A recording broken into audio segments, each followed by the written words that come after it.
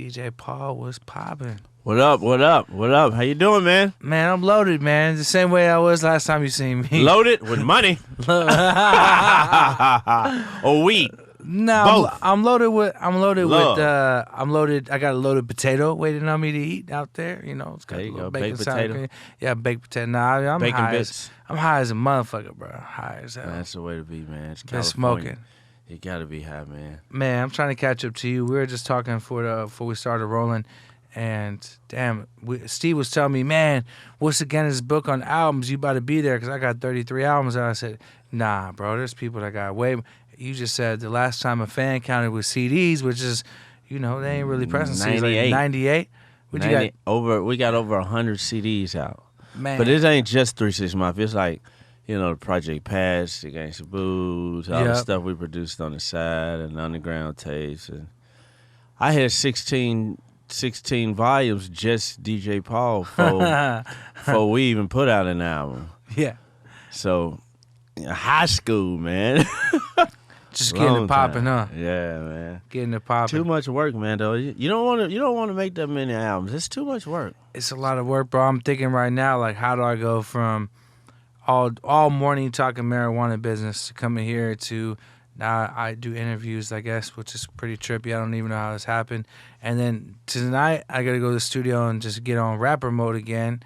It's just like, bro, shit, motherfucker mind be spread thin like a motherfucker, bro. But Yeah, you got I'm a a lot of work addict hats. like you. I know you're a work addict. You Yeah. always working. I gotta work. Like even when I don't have work to do, which I'm gonna always have some work to do, you know. But even if I don't, I'm gonna find something to do. You know, you just gotta stay busy. See, like man. you work when you're not working. Like, yeah, exactly. how many samples you have to clear this week alone? Yeah, I cleared 4 samples just this week, man. So Just this week. yeah, and the for- mailbox money. For listeners right now that understand what we're talking about, somebody used this man's music, and 4 times this week he had to clear it, which means he's getting Guadalajara. He's getting Guadalajara. He's getting paid while he's chilling off music he made. That he's still getting paid off his catalog. He's getting paid for someone else to put on their catalog, right? Exactly. What kind And of then when somebody come around 20 years from now and sample them, then I get paid off of it again. And what's you the know. caliber of artists right now that are? I mean, because you told me some crazy shit. It's not like it's like a little kid from from Arizona that's just never done something before. You got some huge motherfucking artists fucking with your shit. Yeah, man, it's all kind of people sampling our stuff. YFN and Lucci, right? Yeah, That's YFN Lucci. Yeah. Yep, him, man. We got one. Dolph just cleared one. Where Dolph was on the record Shout out with to Dolph. somebody. Oh, man, there's so many people, man. I had to go. I had to just think. Tons of people sample that stuff, man. ASAP Ferg, right? Yep, ASAP Ferg. Oh, Cardi B. Cardi B. Man, I That's could go a nice for- bag right there. Yeah, I could go for days. She won rap album of the year on the Grammys this Yeah, year. she killed it. Yeah, so man, I could go for days. Everybody you can name done J. Cole, anybody you can name done sample that stuff, man. What's it feel like to be like you're a straight influencer on the sound of music for this long? How many years you been in the game? 29 years, man. Man. Older than you been alive. Man, shit, I'm 36. I'm about to be 36. But damn, I was definitely, 7? 29. Yeah, I was 7 when you started getting cracking. 29 years. Not Long only have time, you been man. creating brand new shit, but you've influenced a certain sound and music so much later in life. Like, that's just crazy, bro. Yeah, it's crazy, man. To be blessed to have been doing it this long, man, it's unbelievable. But I'm gonna keep doing it. I just like you got that. I'm sure you had this. We all had this. That favorite artist that you grew up on and they passed away or either retired and not doing it no more, or not in shape to do it no more. So I don't ever want to be that artist. Like as long as I got the breath in my body and I can move around, I'm gonna try to just keep recording for the fans. Just like artists that I wish were still around to keep recording, So as long as I can get it to them, I'm gonna get it to them. And when I'm gone, they'll have a lot of shit to listen to. A lot of shit to listen to sample. They'll be paying your family still. Yeah, Off if they the work listen put to in. one album of mine a year, they still they couldn't live that long. That's the way to go, though. I mean, music lives forever. That's what the blessing of it is. You look like a fucking rock star, party animal, bro. I know you've seen some shit, especially being in 3-6 Mafia, especially traveling the world and the kind of music you guys brought to the world. I'm here for the stories, man. I'm loaded. You know, we on the round table. I got to hear some legendary stories because when I get around you or Be Real, or I get around Scott Storch, the kind of stories I hear are amazing. And so I want to hear just a couple wild stories for the fans that may not have been able to ever have a conversation with DJ Paul or a Scott Storch or a Be Real. Like, you know, this music industry is wild and shit turns up. Yeah, it get crazy, man. I got so many stories, man. What's a good one, bro? I want to. Someone right now, just think about it. Some kid right now is getting high in his car, and he's listening to us right now, and he wants to hear a DJ Paul story, man. Man, I got a story. I tell you the story about some people know this story. This is a good one. Some people don't. The story when we made Sippin on Sizzurp. Mm-hmm. That was a good one. Sippin on Sizzurp was our first album. It was on our first album to go platinum. You know, so it was a huge song for us. It was such a major song because we was known for crunk music. So we coming off singles like Tear the Club Up and Hit a Motherfucker to Sippin on Sizzurp that's straight slow and completely different. You know, so I was talking to Pimp C, rest in peace, Pimp C, that was my brother. Pimp C was living in Atlanta at the time. So back then we had sky pagers. You remember sky pagers? Had sky page beepers. Of course you remember those. You probably still got one on the low. I used to make a lot of money on them. Exactly, man. You can make a lot of money out of those things. I wish they would bring them back. I hate when people can call me whenever they want to. But anyway, I beeped. I hit up Pimp C, and I was like, "We finna come down there and put y'all on this record, man. And this song gonna be crazy. You know, I can hear y'all all over it." So we get in and just navigated it, me and Juicy Head. That was what we did shows on, like quick shows, short distance trips. And Atlanta was only like 6 hours from Memphis. So we were like, we're going to shoot down there. So I told my driver, I gave him the keys. I was like, look, dude, it's snowing outside. It was snowing. I said, it's snowing outside. So I was like, fucking drive this fucker carefully, man. Like, don't fucking kill us. And he's like, all right. And I said, look, remember when you go over the bridges, it's no dirt, it's nothing up under the bridge, so it's going to ice. It's going to be sliding. It's going to slide. Man, fucking, we wake up in the middle of the night, this motherfucking truck, he done hit the ice on the bridge, speeding his ass off. Truck started fucking spinning all over the fucking place. Me and Juice in the back, we getting thrown all over that motherfucker. It spun through the middle grass on into the oncoming lane. Cars was coming, dodging, and a rig started coming. Rig was coming. Brr, brr, brr. I'm like, fuck. And he trying to start this motherfucker up like, so straight TV shit. I jumped out that motherfucker. Juicy jumped out. We jumped out, started running. He finally, right before the rig got there, he crunked that motherfucker. Took off. The rig ran by. Like on TV, I was like, fuck. Jump, dropped the sky pager out of my pocket, off my belt loop. I was like, fuck. I didn't realize it at that time. So when we got to Atlanta, I'm looking for a Pimp number so I can call him. I'm looking for the beep, and I couldn't find him. So some kind of way, I think we went to the radio station or something, and then some kind of way we got in touch with Pimp. And told him the story. We get to his house. He got this big-ass house up this hill. And Bomb B came out, and we all made a human chain, whatever, to pull each other up up the hill, because you couldn't go up the driveway. It was too slick, so we had to go up the grass in the snow. And we finally got up in that motherfucker. We got high and talked shit and did this, and then we did the Sippin on Sizzurp.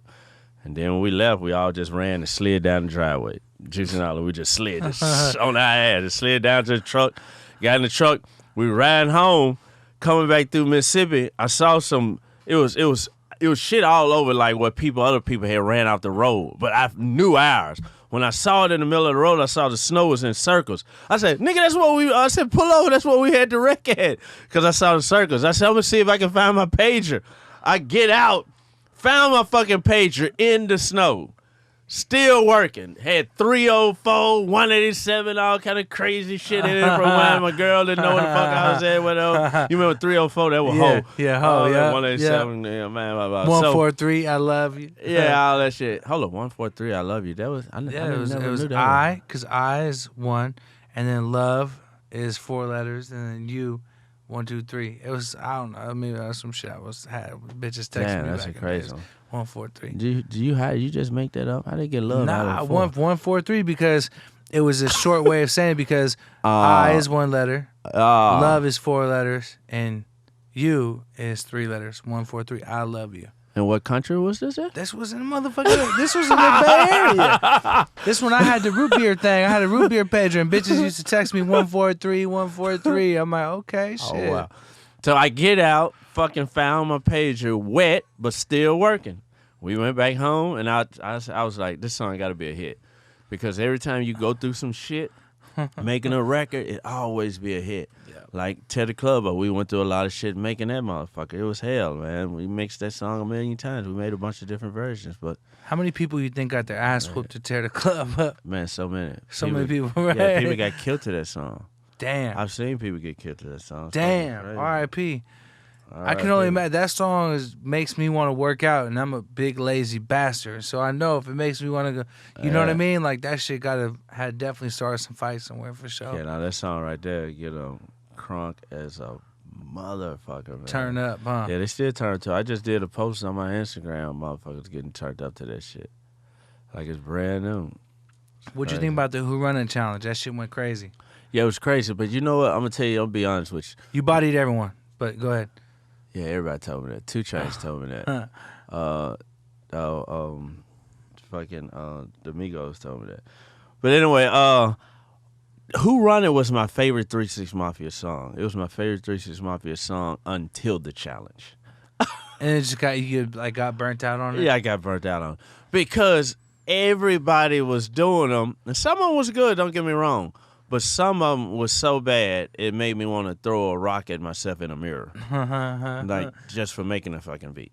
I was like, oh, my God. Like, some of y'all, like, man, just come on, man. And the funniest one is, like, still today, that was a year ago. Yeah. Still today, some people will make those, and they would always say it the same way. They'll be like, I've been made mine, but, I'm going to go and put it out now, and blah, blah, blah, whatever. Or they'll be like, or they'll say something like, fuck it, I'm going to go and put mine out. I never got a chance to put mine out, or this and that. And I'm like, no, you just made this. You just made it. You were scared to put it out now, but you're just going to say that you made it a while ago in case it really sucks bad. You can be like, that was old me. Yeah. That shit was sitting. Like, I was on one when I made it. Full of shit. Yeah, they be like, yeah, I still see him. I'll be like, oh, my God, man, please no more Who Run This, man. No more Who Run This, man. Jesus.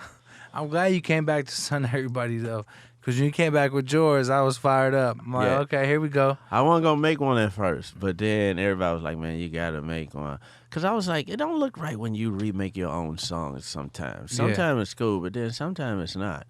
Like, I just had this conversation because my fans always be like, hey, man, redo this, redo that. And I'm like, dude, come on. Like, can I move forward for once in my life? Yeah. I'm like sick of, like, I can throw like a little sample here and there, like a yeah ho or something like that from my old songs. But just like straight redoing it, like, that's better for other people to do. Yeah, let someone else flip it and put their spin on it, right? Yeah, put their spin on it. Like, everybody done heard my spin. And then, speaking of that, man, everybody out there listening that want to send me beats, I make my own beats, but here and there I do take beats from other people, and I got my artist signed to me that I get beats from. But people out there that want to make beats for me, please stop sending me examples of my own beats that you remake. That's terrible. That's terrible. It's not a good idea, man. Like, hey, man, wait till you hear my version of Where's the Bud At? I'm like, no, I don't. That's not going to get me to sign you. Nah. No. No. Where's the Bud is already good. That song was made in 1990. The beat is old. I don't need you to make a new version of that. If you want me to sign you, please just make some new shit. Make some heat. Show me you got some. Like, you can make something out of none. Don't just kind of bring me my old shit. Yeah, that don't make no sense. And tell me here's my version of it and try to act like I mean, how could you even give him props on it, even if it was dope? I mean, you could, but that's just some whole shit. It don't make sense. Like you could give him a little props, but just for being a good remixer, I guess. But like, they don't show that you can write. Like, nigga, can you really sit on that piano and play some new shit for me? Like anybody can sit up and do whatever the fuck. You know, anybody can replay something they already heard. Mm-hmm. But, you know, That's the that's easy on way a out. side note. That's the easy way out, man. That's the easy way out. Yeah. What's some of the craziest people you party with? I always hear a story like when I used to chill with Juicy J. Man, shout out to my brother Juice. He had the craziest like stories about people I wouldn't expect turning up. Oh yeah. And I can only imagine when people get around y'all, they want to turn up. Who's Yeah. someone that couldn't hang, or that just that was way too on and you couldn't hang with? Who's a wild partier, man? Man, I done been with so many of them. I tell you, one person that's a wild partier, man, Steve-O. Yeah. Steve-O can party, From boy. Jackass? Yeah, boy. Yeah, I can imagine yeah, that. he can party. If he can get kicked in the nuts and punched in the face and thrown down a hill, he could probably party for sure. Yeah, when we was doing Jackass 2, we was in New Orleans. Oh, I remember that. Yeah, and they had all of them had just got into a huge fight, like 10 motherfuckers or more had just got into a huge fight. And Steve-O jumped in the car, and he was just like, I was like, man, y'all got in the fight, you all right, everything? He's like, man, there was nothing, man. Play some tunes, man. Play some tunes. He told the driver to play some tunes. He ran to listen to some music and go film. He was like, it wasn't nothing. He didn't even give a fuck. You know, we went and got drunk. I can't remember if he was drinking that night or not. I know me and Juicy was, but it was fucking crazy. But not me and him had some nights in the strip club in Vegas. Like, I'm not gonna talk about those, but you know. Man, some things are better than I told. Just let your mind imagine Steve-O, DJ Paul, Vegas. Strip club, Vegas. Strip club.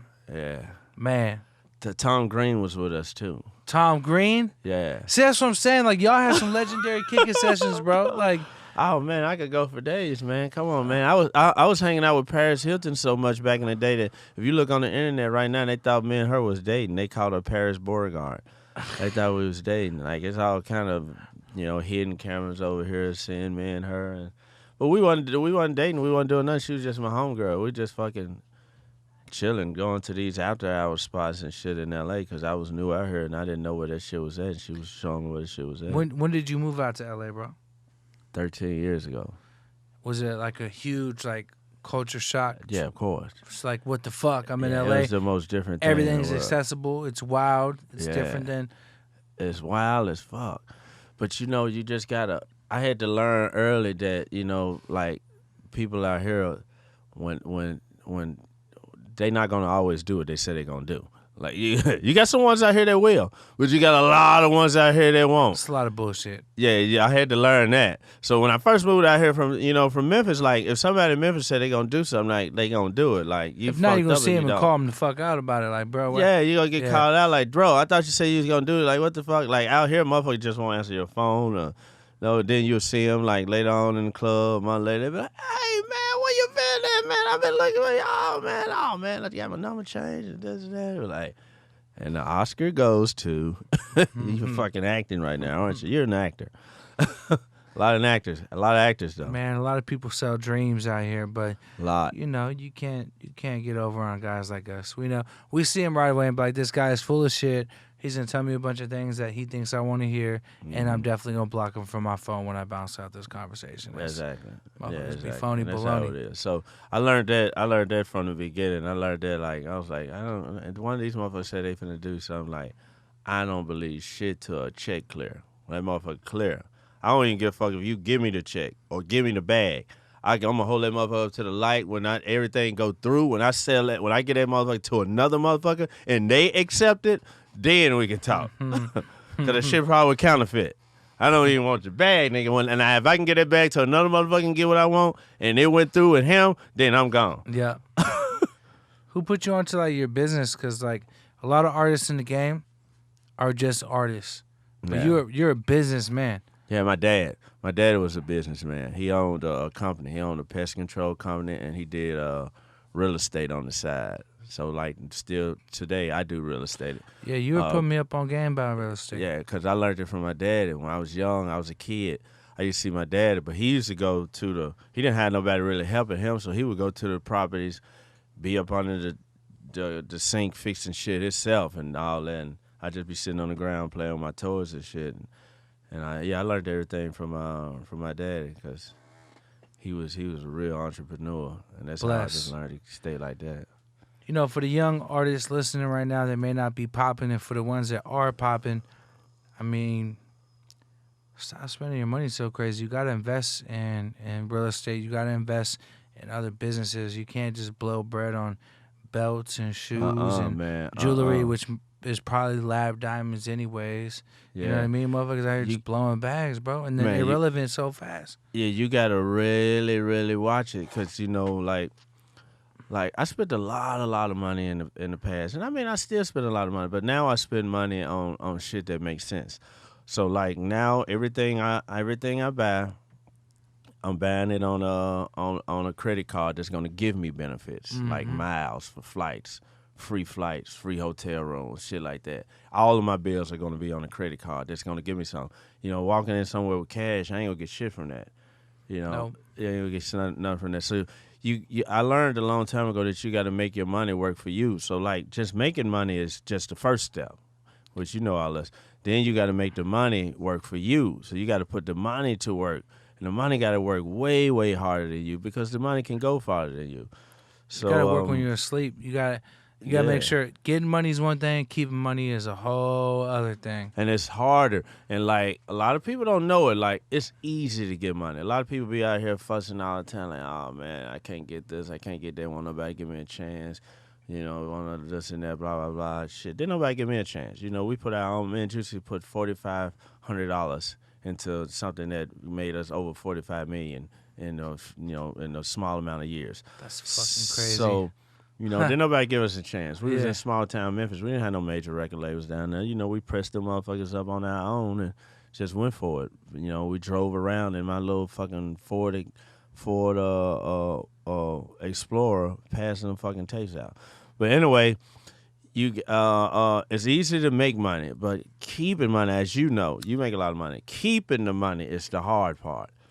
Like, you can go through money so fast if you're not smart, man. And like that old saying, a fool in this money will soon depart. That's a true statement. So a lady told me this in Tennessee.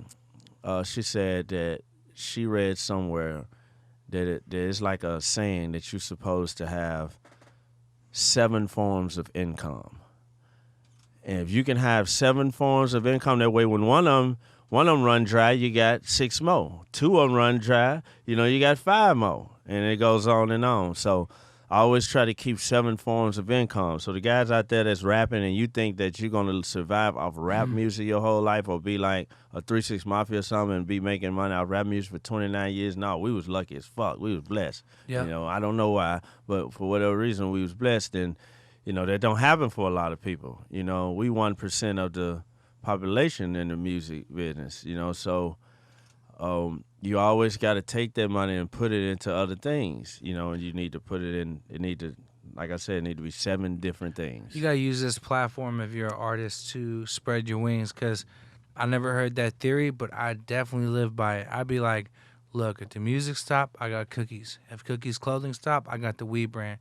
If the weed brand stop, I got the papers, I got the grinders, I got the pens. One of these motherfuckers gonna keep hitting. Yeah, one of them gonna hit. You know what I mean? If not all of them. Not all of them. And we pray they all hit. But you can't sit here and just think that, fans grow older, people's lives change. I might get knocked out on World Star Hip Hop tomorrow and people just might clown me because the way I look when I'm crippled on the floor or something, you never know. Yeah. Shit could fall apart. Yeah. And when it does, you don't want your shit just to come crashing. Yeah, you gotta always, especially as crazy as this world is now. Like, we don't know where this country is going. We don't know what the fuck's finna happen. Nobody back in the day predicted that we was gonna go from selling CDs for $16.99 to you motherfucker paying $9 and can listen to every song that's ever been made in the world. Do you think it's really affected? Like, so right now, so back in the days when you guys were popping, when Master P was popping, the music game was so different because $9.99, $10 a CD before any streaming, before any iTunes, anything. That's real cash. Yeah, Right now, when we was out, it was $16.99. $16.99 a CD, exactly. At Best Buy. Tower Records, Best Buy days. Yeah. Does a new generation of artists, did we get fucked? Are we fucked? Are y'all fucked? What? No. No. Because streaming's cool. My streaming checks are cool, Yeah, but streaming is cool. You know, it's a different time. You know, it's a different time. You know, if it went back to the days, I put it like this. You know, if we went back to the days where people had to walk in and buy a CD for $16.99, it wouldn't be that many artists out. I tell you that much. A lot of people wouldn't have jobs. You know, Best Buy wouldn't have room for everybody that got, you know, music out right now. You know, any little kid can make a song and start making money out streaming immediately right there on the spot. You know, it's gonna be better than what he probably gonna make at McDonald's or somewhere. and it was hard to get in Best Buy. I remember when It was hard. when I first started doing music, my first CD came out in 2007. So it's kind of like almost the end of physical. That's when digital really started popping. Yeah. But I remember having to go to Best Buy and have homies go in there and be like, man, where that new Berner album at, man? You guys stock yet? Oh, it's in the back. You need to put it out. Just getting it on the shelf was hard as an indie artist. So now a motherfucker could do SoundCloud. They can get on all the other shit. Just have their Spotify. Yeah, Apple you got Music. like all these programs that you can give them like $20 and they'll load your shit up there for you on all platforms. So, you know, it's easier for kids these days. So it helped them out. It helped a lot of people, you know, get jobs. So it's a good thing, you know. Would you take the game the way it is now or back in the day? It's like, Back in the day. You don't even have to finish asking. Yeah.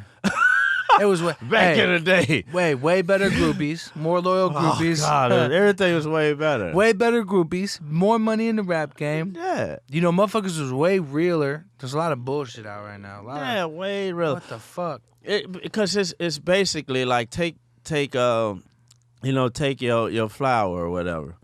You know, like right now it's, you know, obviously it's a lot of people that's out here making weed and this and that. Everybody got their own kind of weed. I mean, fuck, you know, but not as many people that got music.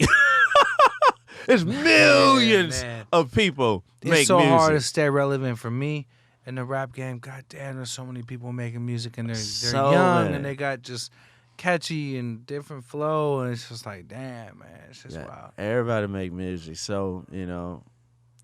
But you know, it's cool. Did you but like I TV? tell you, I like the old days, man. You like TV? Fucking with the TV shit? Making TV? Yeah, like being I on loved TV? it. I don't like being on TV like that, but I loved sitting back and writing those TV shows and ideas and writing movies and stuff like that. I want to get back into that because that was so fun. That's man. my passion. I want to get into it bad too. Really bad. Yeah. Back when we used to write those movies, man, me and Juicy, the Choices 2, Clean Up Man, and all that, and the TV shows. Like the TV show we had, Adventures in Hollywood, you know. That was the best. Yeah, I made this shit with a home camera. Not the show that came out, but it was just a home camera. I just set it up in our studio. I set it up in my cars, and we just had guys that would just film us, and we just made that, you know, that idea for that show.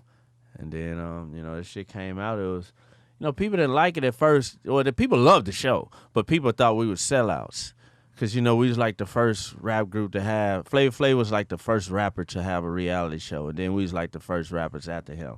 So people looked at it like it was crazy. They thought it was a sellout because they didn't see the 3 6 Mafia that they thought they was going to see. You know, when they looked at it's on fucking TV. I mean, yeah, and they looked at TV, they like, oh, they're just a bunch of goofballs with nice cars. But, you know, like on the CD, you know, it was like murder, kill, snout this, snout that, blah, blah, you know what I'm saying? That was going on. But, you know, you can't show that on TV, you know. So we had to show the comedy side because 3 6 Mafia was always comedy. They would listen to the end of the CDs where we talk shit and joke and crap all the, you know, talk crap all the time. You know, that's what happened when nigga get high. So that's the scene. That's the part that they saw. But now, you know, reality show is like the best thing in the world. All of a sudden. Yeah. And the reality shows now are fucking, man, I don't even got to say it. It's weird. Yeah. It's where it's all scripted. It's fake. It's not even reality, man. Yeah, it ain't reality. Like there's nothing real. It's about a low reality budget show. version of a TV show. It's like a low budget version of a soap opera. Yeah. They try to get me to do a few shows. I'm not gonna say which network. And they're like, "Look, man, you're gonna be like saving. What's that one show where the guy comes and saves the kitchen and saves the chef, the restaurant, and just Bar rescue. Yeah, Like that. He was like, we want it like that, and we're gonna have an actor who's a venture capitalist, and you guys are gonna go around and save cannabis businesses, and you and the venture capitalists are on a mission every week. I'm like, Damn, I would have watched that. I'm like, but that's not what I'm doing though. I'm actually making power moves. I'm making dope partnerships. I'm selling weed. Yeah. I'm documenting the end of prohibition all around the world, really popping off weed partnerships and like fuck with me on what I'm really doing. No. There needs to be drama and the venture. I was like, man, I'm not. Yeah, you got to be drama. Yeah, man. I don't want drama. You know, and it's like people be looking at these reality shows because, you know, I've done so many of these reality shows. And when you look at the reality shows, you just be like, man, there's so much drama, this and that, and why, and this and that. But see, how the reality shows work is, say for instance, if me and you got a reality show and me and you own it, they're going to create some drama. If me and you vibing too good, they're going to be like, this is not good for TV. And they're going to be like, cut. And they're going to go to the back. And then they're going to be like, Paul, come over here for a minute. And they're going to be like, so Berner was saying that he don't like the way that you doing business and that he think that you're not doing it right and this and that. And then he'll put you to the side and do the same thing. And then they'll be like, all right, roll camera. And then we'll be up there and we'll be smoking. And I'll be like, so what was you don't like the way I'm doing business, bro? Like, where that come from? And you be like, no, I don't like the way you do it. And then that's when the shit stuff out. And then that's how they do it. While they're telling you to give you a drink, too, here. Yeah. Hey, Paul. Tons of drinks. Here's a little Hennessy. Here you go. But they going to get the money to you or one of your boys to go buy because the TV shows can't legally buy you alcohol, so they going to give it to somebody else to buy. But it's going to be alcohol everywhere. They'll tell Stingy, go get a bunch of alcohol. Yeah, $1,000 worth of alcohol. Damn, 1,000? Yeah, oh man, big time. Depending on how many people. If it's like 8 people on the set working, like on the show, yeah, it's going to be about $1,000 worth. And it's going to go crazy up in that motherfucker. They're going to go to Costco, too. They're going to get their money worth. They're going to get a gallon of some cheap-ass vodka. But, you know, some of the reality shows are fun. I had fun on the ones we was doing. We was executive producers on the ones we did. It was fun, but, you know, like, I've seen some offers and some shit, and I'll be like, oh, my God, this is crazy. I ain't messing with this. Fuck no. Something, all money ain't good money. Some looks are super bad. So. Yeah. What was it like? What was your favorite part about working on Hustle and Flow? Man, I'm going to tell you a funny story about Hustle and Flow. Hustle and Flow came from, since we're on the subject of the movies that we made, Hustle and Flow kind of came from that. We was out here, actually right across the street from where we filming this at. We was out here at the hotel, and John Singleton came and visited me. I was staying at that hotel doing our movie. And he was like, man, one day I want to come to Memphis and do a movie like this movie y'all made. Like, I like that, man. I want to do a movie about, you know, the hood and Memphis and this and that. You know, and that was in like 2001. So, you know, move forward, the director of the movie, Craig Brewer, was from Memphis. And he was making like underground movies and this and that. And he was a fan of our music. So those two, God put those two together for whatever reason. God put a guy from L.A. and a guy from Memphis who both was a fan of our music and our movies together to make a movie in our city. And then, of course, they brought us along to be in the movie and make music for the movie. And then, boom, we get an Oscar for the shit. So the shit was like 5-6 years in the making. You know, but you got rewarded with a fucking Oscar. Yeah. So it was a crazy story, man. Shout out to Craig Brewer and John Singleton, man. That's a crazy feeling, getting an Oscar. Yeah, it was real crazy. I heard stories that you guys were going to Katana and fire-ass restaurants with the trophy. Yeah, sitting in the middle of the table. With the award, yeah. Yeah, we would sit them up in the middle of the table. First we walk in there, everybody looking at us like, what these niggas doing up in here? And then this and that, and then we just kind of lay back. Take over about the Louis Vuitton bag. Boom! Sit them on the table. Everybody started looking like, and like all of a sudden, old white women would come over to us and stuff like, "Hey, are y'all those guys from the?" Carrying the Oscar award, which is definitely classic. Man, it's so fun. Hell, I'm still carrying it with me. That's hard, huh? Necklace version. The necklace version.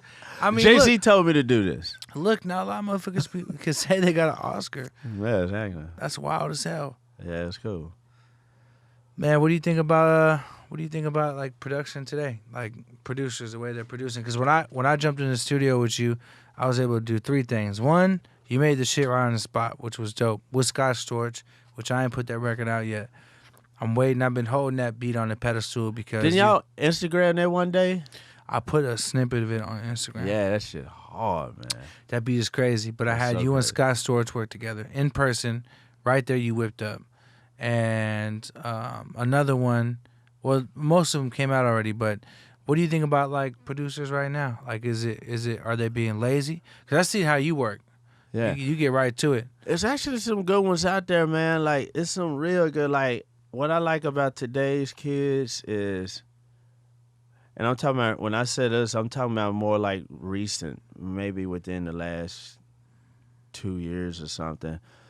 Because at one point they was lazy. Mm-hmm. And that probably started in like the mid to later 2000s, where everybody got into the whole one instrument thing, like boom, boom, boom, boom, like one little instrument. And I was like, oh my god, like some of it was grooving, some of it was cool. Like Laffy Taffy was dope. It had one Laffy instrument. Taffy, yeah. Laffy Taffy was dope. Yeah. But then some people was just terrible with this. It was just like, I was like, dude, come on, man, can we get some music back in this shit? Yeah. Like, please.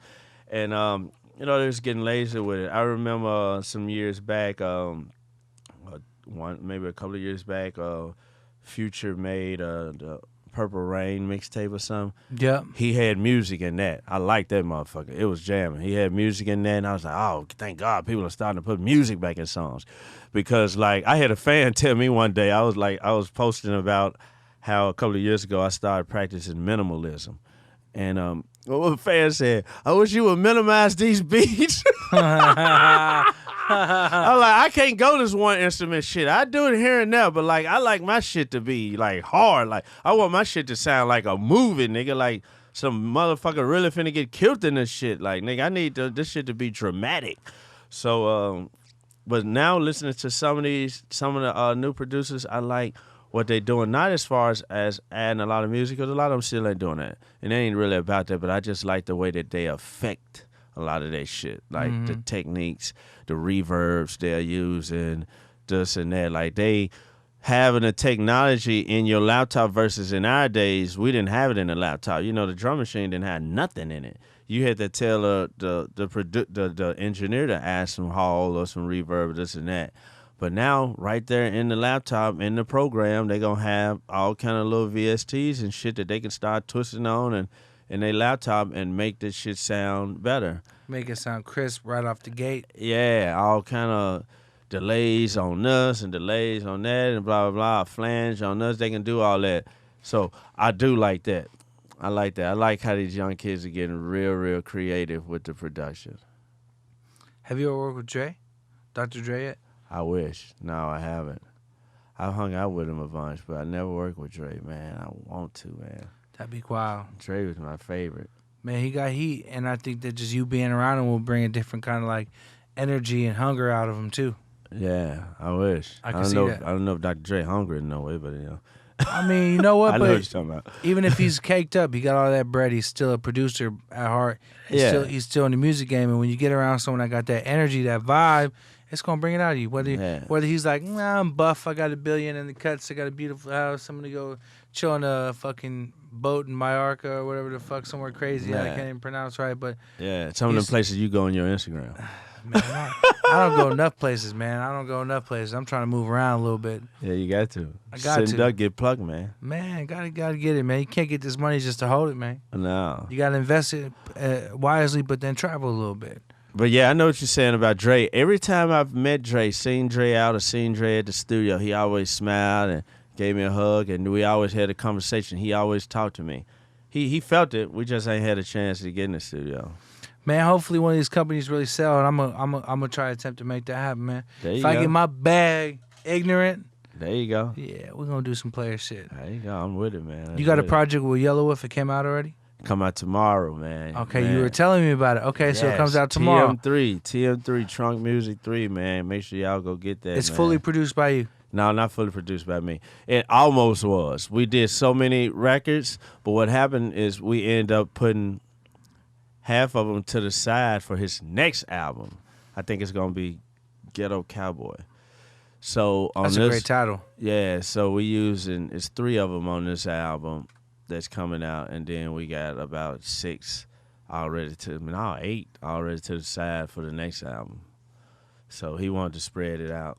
So it's cool. I like that better. Fuck, I got 2 albums out of one trip. Man, that's huge. It's better to bust it down. Yeah, you gotta break know it what I down mean? because the kids, everybody's attention span is so short. these It's fucked days. up. Yeah, they don't have it because Yeah. that's gonna drop, and then the next day something else drops, and something else drops, Yeah. and then their girlfriend cheats on them, and they're stressed out on Instagram crying. Like, Yeah. shit, just their mind is so spread thin. That's why my new EP that I'm going to finish as soon as I leave here, I'm finishing my new EP up tonight that'll come out in May, and I'm only putting 5 songs on there.